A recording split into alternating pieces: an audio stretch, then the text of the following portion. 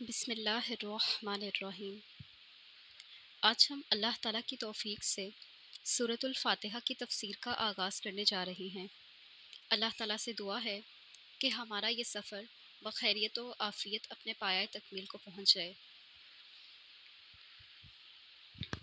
الفاتحہ سے مراد کھولنا ہے۔ مفتاح عربی میں چابی کو کہتے ہیں، اور چابی کیا کرتی ہے؟ چابی کے ذریعے سے ایک تالا کھولا جاتا ہے۔ اسی طرح سے سورۃ الفاتحہ وہ سورہ ہے کہ اگر ہم اس کو سمجھ لیتے ہیں تو یہ سورہ ہمیں باقی تمام تر سورتوں کو سمجھ کر پڑھنے میں مدد دے گی۔ لیکن اس کے لیے شرط کیا ہے کہ ہم پہلے الفاتحہ کو عام نہ لیں، ہم الفاتحہ کو انڈر اسٹیمیٹ نہ کریں، بلکہ اس کو سمجھ کے پڑھیں۔ جب یہ اپنے راز ہم پر کھولنا شروع کرتی ہے اور جب ہم سنجیدگی سے قرآن کو پڑھنا شروع کرتے ہیں اس کو سمجھنے کے بعد، تبھی بقیہ تمام صورتیں اپنے اپنے راز ہم پر عیاں کرتی جاتی ہیں۔ اچھا، عربوں کا ایک مزاج تھا کہ انہیں جس بھی چیز سے زیادہ لگاؤ ہوتا تو وہ اس چیز کے کئی نام رکھ دیتے۔ چونکہ سورۃ الفاتحہ بہت کثرت سے پڑھی جاتی تھی ہر نماز کی ہر رکعت میں، اور ویسے بھی کسی کو دم کرنا تھا یا کوئی مسئلہ درپیش آتا تب بھی، تو الفاتحہ سے چونکہ ان کو خاص لگاؤ، محبت اور بے حد انس تھا، اس لیے اس کے بھی کئی نام ہمیں ملتے ہیں، جن میں سے چند ایک الصلاۃ، فاتحۃ الکتاب، ام الکتاب، ام القرآن، الشافیہ، الکافیہ، السبع المثانی، الرقیہ، اساس القرآن۔ حدیث میں سورۃ الفاتحہ ہی کو دراصل نماز کا اصل کہا گیا ہے۔ ترمذی کی حدیث نمبر 274 میں آتا ہے کہ جس نے سورۃ الفاتحہ نہیں پڑھی اس کی نماز ہی گویا نہیں ہوئی، یعنی سورۃ الفاتحہ کے بغیر آپ کی نماز بھی ادا نہیں ہوتی۔ اب اگر دیکھا جائے کہ بسم اللہ سورۃ الفاتحہ کا جز ہے، اس کا حصہ ہے یا نہیں ہے، تو اس سورہ میں دو آراء پائی جاتی ہیں۔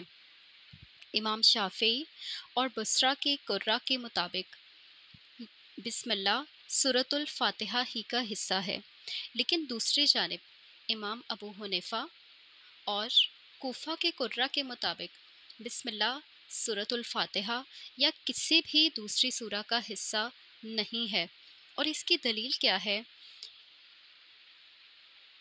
حدیث قدسی ہے، صحیح مسلم کی حدیث نمبر 878 ہے۔ نبی پاک صلی اللہ علیہ وآلہ وسلم فرماتے ہیں کہ اللہ تعالیٰ نے فرمایا، میں نے نماز کو اپنے اور اپنے بندے کے درمیان تقسیم کر دیا ہے، بس میرے بندے کے لیے وہ ہے جس کا اس نے مجھ سے سوال کیا۔ جب بندہ کہتا ہے الحمدللہ رب العالمین، اللہ تعالیٰ فرماتے ہیں میرے بندے نے میری حمد کی۔ بندہ کہتا ہے الرحمن الرحیم، اللہ تعالیٰ فرماتے ہیں میرے بندے نے میری ثنا کی۔ بندہ کہتا ہے مالک یوم الدین، اللہ تعالیٰ فرماتے ہیں میرے بندے نے میری تمجید بیان کی، بزرگی بیان کی۔ بندہ کہتا ہے ایاک نعبد و ایاک نستعین، تو اللہ تعالیٰ فرماتے ہیں بے حد خوبصورت فقرہ ہے، ھذا بینی و بین عبدی، یہ میرے اور میرے بندے کے درمیان ہے، اور میرے بندے کے لیے وہ ہے جس کا اس نے سوال کیا۔ پھر جب بندہ کہتا ہے اہدنا الصراط المستقیم صراط الذین انعمت علیہم غیر المغضوب علیہم ولا الضالین، تو اللہ تعالیٰ فرماتے ہیں یہ میرے بندے کے لیے ہے اور میرے بندے کے لیے ہے وہ جس کا اس نے مجھ سے سوال کیا۔ تو اس حدیث سے جو صحیح مسلم کی ہے معلوم ہوتا ہے کہ بسم اللہ سورۃ الفاتحہ کا حصہ نہیں ہے۔ اگر ہوتا تو اللہ تعالیٰ اس کے آغاز میں کہتے کہ بندہ جب کہتا ہے بسم اللہ الرحمن الرحیم تو اللہ تعالیٰ فرماتے ہیں، اور پھر وہ بتایا جاتا۔ اب ہم بات کرتے ہیں پہلی آیا الحمدللہ رب العالمین پر۔ الحمدللہ، حمد کیا ہوتی ہے؟ قرآن پاک میں ایک ایک لفظ نہیں میں کہوں گی، ایک ایک حرف بھی نہیں کہوں گی، بلکہ مجھے کہنا چاہیے قرآن پاک میں ایک ایک زیر زبر کا چناؤ بھی جو کیا گیا ہے وہ بھی بہت زیادہ دیکھ بھال کے کیا گیا ہے۔ اور سورۃ الفاتحہ کو اگر آپ گہرائی سے پڑھیں گے تو آپ کو معلوم ہوگا کہ واقعتاً یہ کلام اللہ کے علاوہ کسی عام ہستی کا نہیں ہو سکتا۔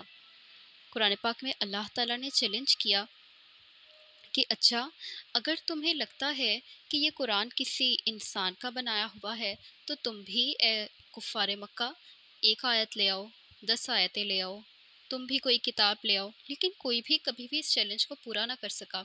کیوں نہ کر سکا؟ اس لیے کہ یہ کلام کوئی عام کلام نہیں ہے۔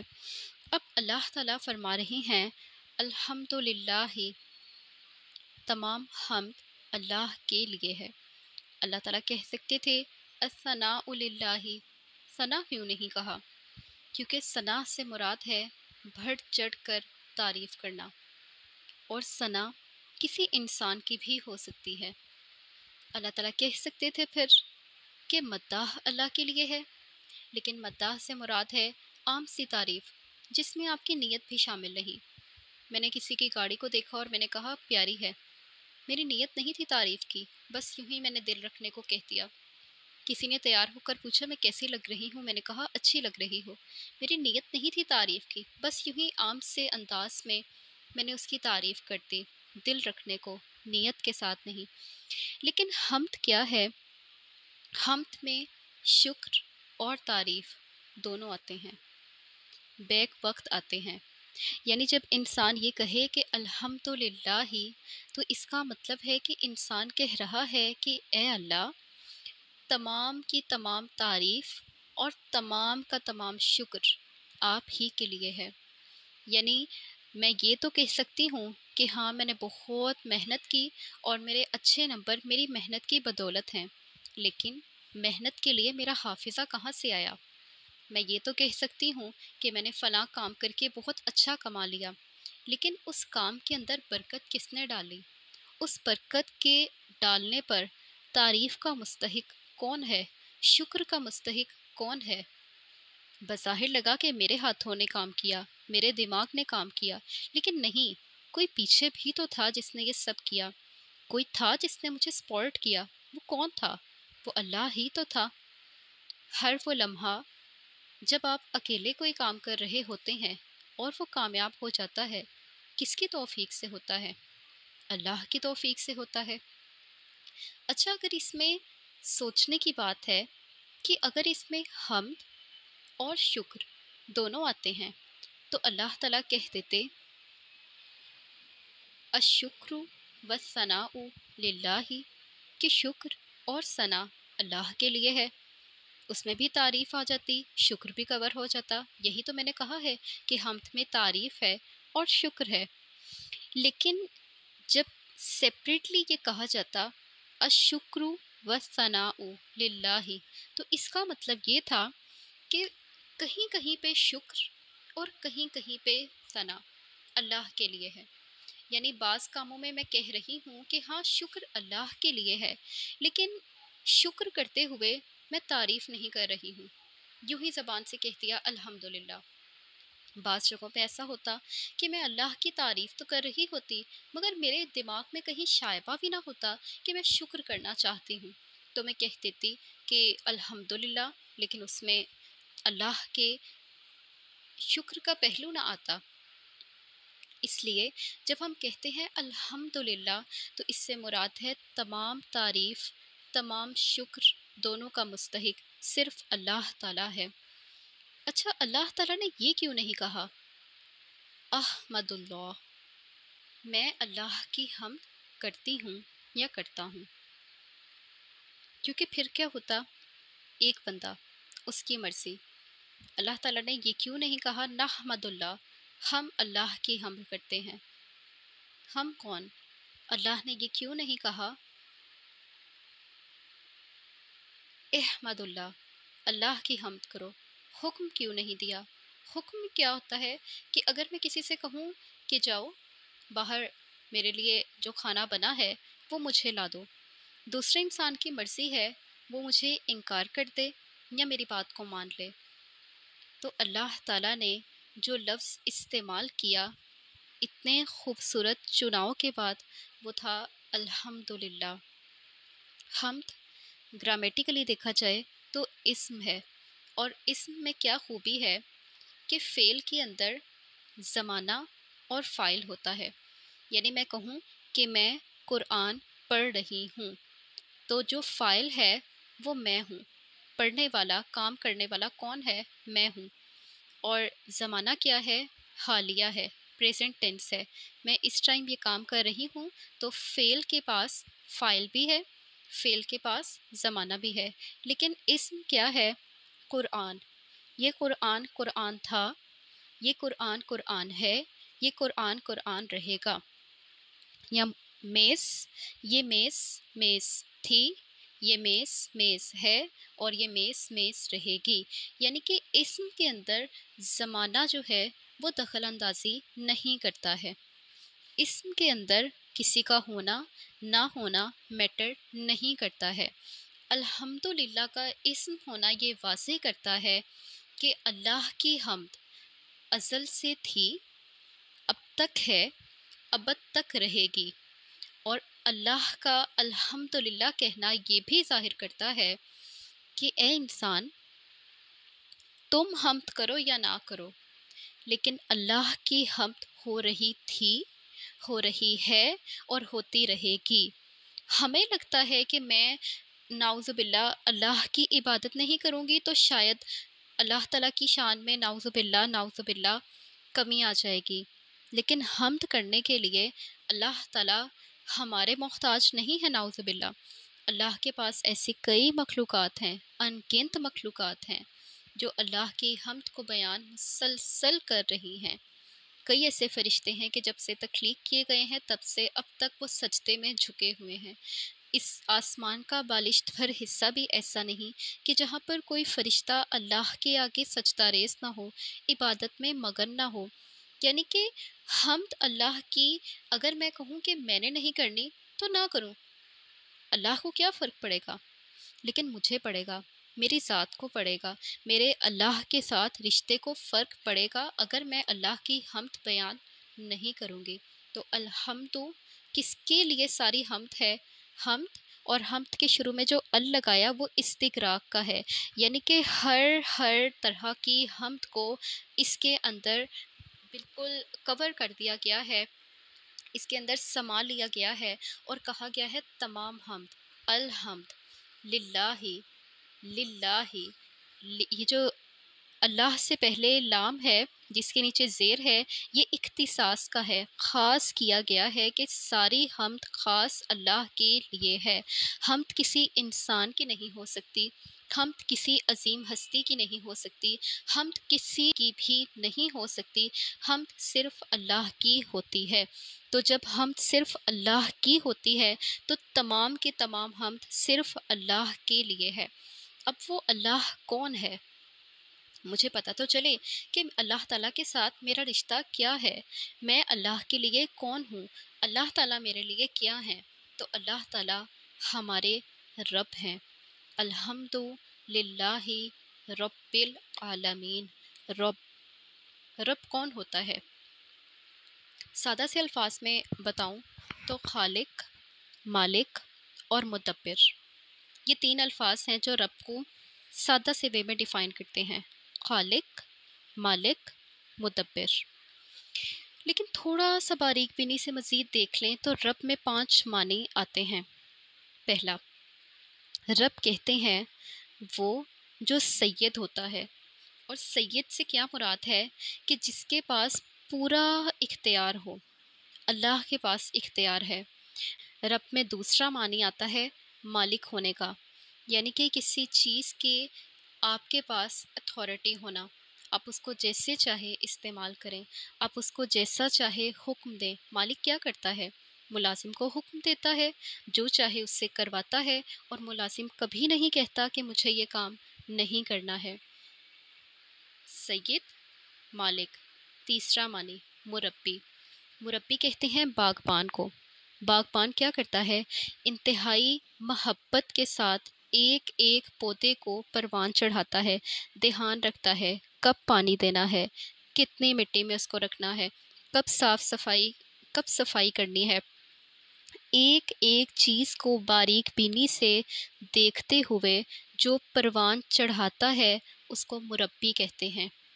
چوتھا معنی منعم، منعم کہتے ہیں انعام دینے والے کو، اور انعام وہ نہیں ہوتا کہ جو آپ کی محنت پر آپ کو دیا جائے۔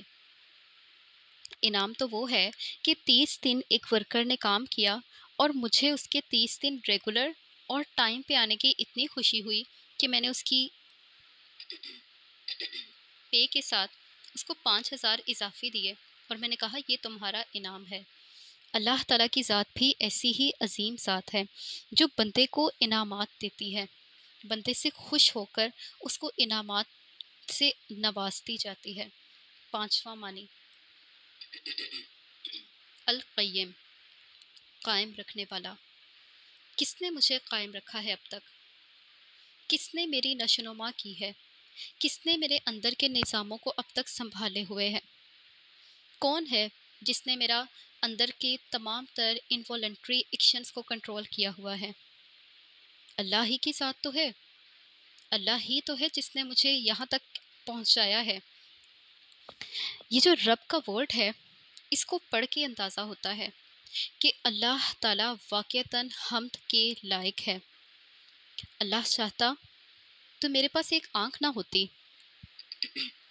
اللہ چاہتا میرا ہاتھ نہ ہوتا، اللہ تعالیٰ چاہتا میری ٹانگیں نہ ہوتی، میں چل نہ پاتی، وہ چاہتا تو مجھے کسی چیز سے محروم کر دیتا، لیکن اللہ تعالیٰ نے مجھے اور آپ کو ایک ایک نعمت دی، اور ہم نے اس نعمت کی قدر کیسے کی کہ ہم نے کہا یا اللہ فلاں کا چہرہ کتنا خوبصورت ہے، میرے پاس تو نہیں ہے۔ ہم نے کہا اللہ تعالیٰ آپ نے دیکھا ہے اس انسان کی جسامت کتنی پرفیکٹ ہے، میرے اندر کتنی کمی ہے۔ اللہ تعالیٰ نے تو قرآن میں کہا تھا لَقَدْ خَلَقْنَا الْإِنسَانَ فِي أَحْسَنِ تَقْوِيمٍ، ہم نے انسان کو بہترین شکل و صورت میں پیدا فرمایا ہے، یعنی یہ چیز ڈن ہے۔ آپ کی شکل و صورت کیسی بھی ہو، آپ کالے ہیں، آپ گورے ہیں، آپ اونچے ہیں، آپ چھوٹے ہیں، آپ خوبصورت ہیں، ہاں آپ کے اخلاق کی، آپ کے کردار کی اللہ نے گواہی نہیں دی، شکل و صورت کی دی ہے۔ اور جب اللہ تعالیٰ ایک بات کہہ دے کہ میرے بندے ایسے ہیں، اور ہم یہ بھی کہتے ہوں آمنت باللہ و ملائکتہ و کتبہ، کیا ان کتابوں میں یہ قرآن شامل نہیں تھا؟ جب ہم کہہ رہے ہیں کہ مجھے اللہ پر یقین ہے، مجھے اس کی کتاب پر بھی یقین ہے، تو اسی کتاب میں تو اللہ نے کہا کہ تمہاری شکل و صورت سب سے بہترین ہے، اسی کتاب میں تو اللہ نے کہا میں تمہارا رب ہوں، میں نے تمہیں پیدا کیا، میں نے دیکھا کہ جب تمہاری ماں نے تمہیں جنم دیا تھا تب سے اب تک تمہارے ساتھ کوئی بھی مسئلہ درپیش آئے تو میں تمہارے ساتھ رہوں، پھر بھی ہم کہتے ہیں کہ نہیں میرے پاس تو فلاں چیز کی بہت کمی ہے۔ بہرحال الحمدللہ رب العالمین، عالمین، عالمین سے مراد کیا ہے؟ انسانوں کے جہان۔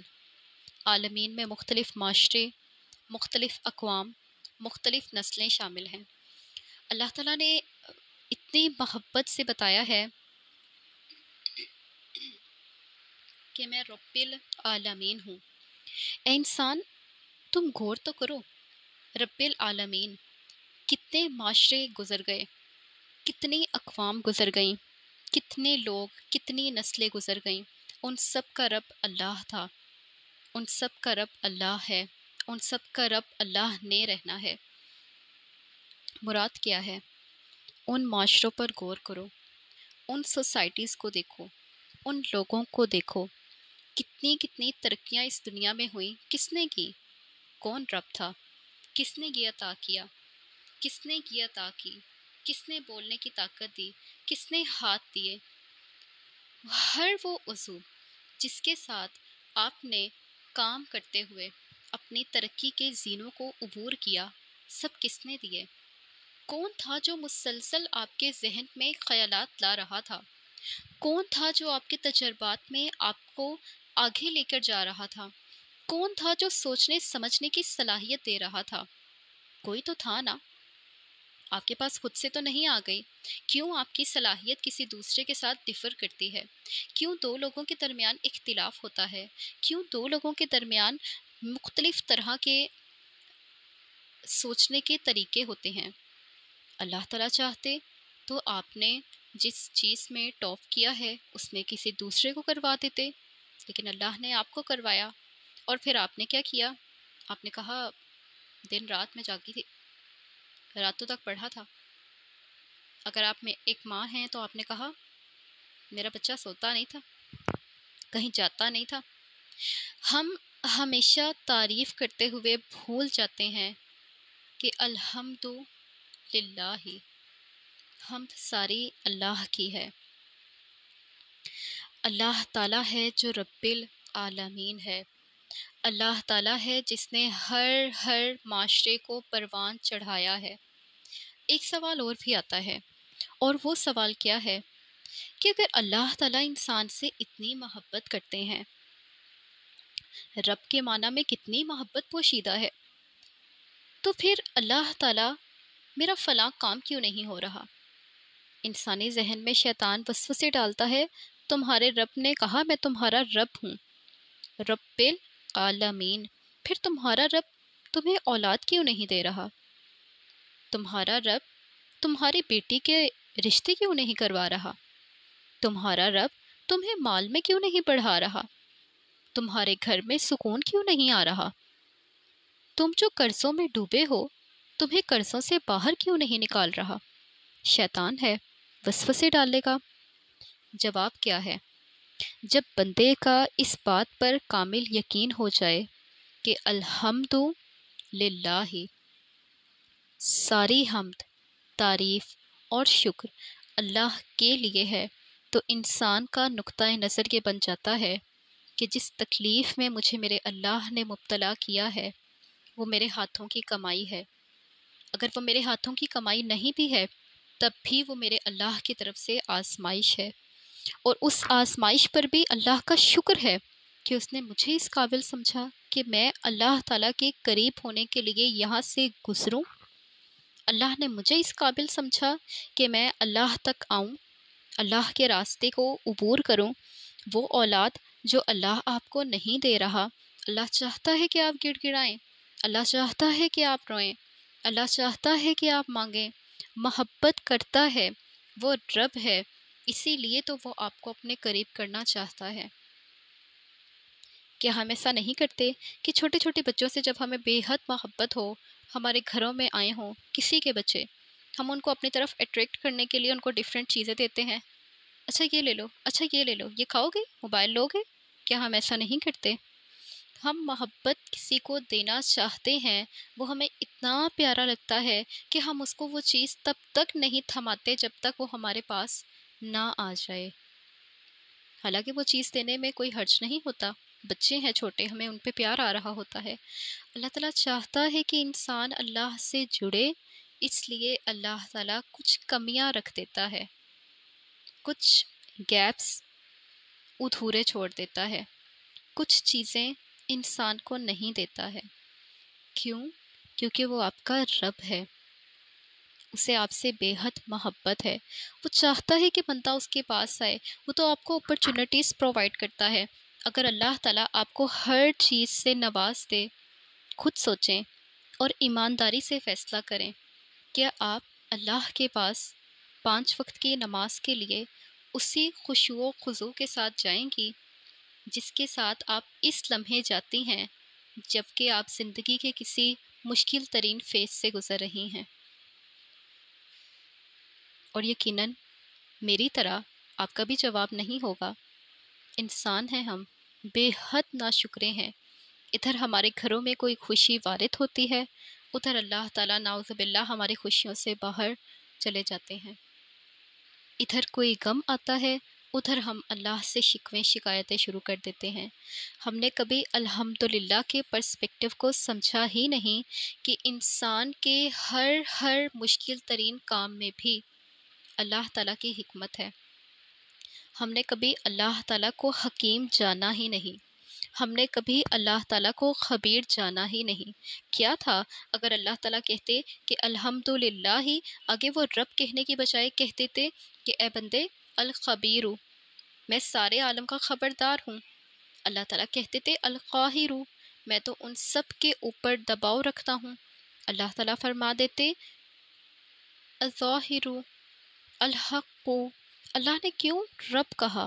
کہ بندے کو پتہ چلے کہ اللہ کے تمام تر صفاتی نام جو ہیں وہ تو ہیں، اللہ وہ سب ہے۔ اللہ تعالیٰ نے کیوں پہلی آیت میں اپنے بقیہ ناموں میں سے، جن کی کاؤنٹنگ ہم نے 99 بنا رکھی ہے، کیوں کوئی نام، البتہ وہ 99 نہیں اس سے زائد بھی ہیں، کیوں اللہ نے ان میں سے کوئی نام استعمال نہیں کیا؟